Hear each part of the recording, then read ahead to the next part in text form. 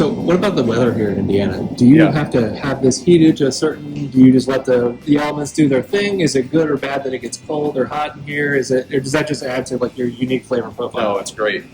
So either size of the barrels, we like to have them see at least a year to see all 4 seasons and get that temperature fluctuation back here. Right now, it's a little bit cold and dry. In the summertime, it's really hot and humid back here, and so that temperature swing is really good for it.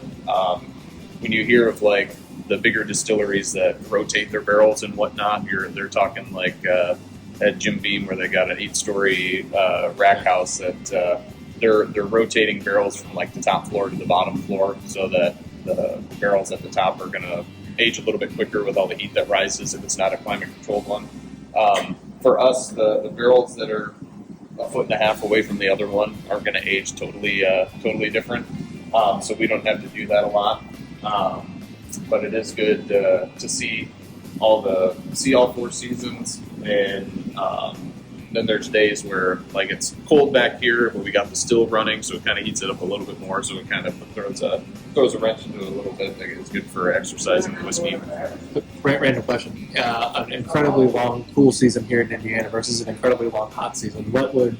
Who would generate a better tasting bourbon? Or does that matter? Yeah, it doesn't really. It does matter. As far as like better tasting, that would be very subjective.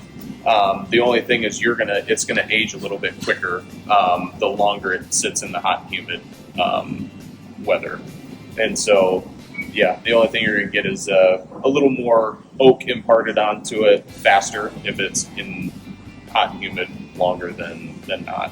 But as far as like tasting better, I always tell people how subjective whiskey tasting is. That older doesn't mean better. It's up to you. It's what you taste. Because a lot of people ask me like, "Am I supposed to taste something or whatever?" I'm like, "No, you taste what you taste." And my favorite thing is a bit of advice to people: if you're ever like slightly intimidated or anything, if you're around other people that are supposed to know a bunch about whiskey, take a sip and make up a flavor. Say, well, this tastes like a burnt boot wrapped in a tire. I like leather. This tastes like leather because nobody can really like. It's like how do you lick leather? And as soon as you say that taste, the person next to you is going to take a sip and they're going to taste the exact same thing. It doesn't matter what it is. So whenever people ask me what's better, what's worse, it's up to you. It's what you taste. That's the beauty of it.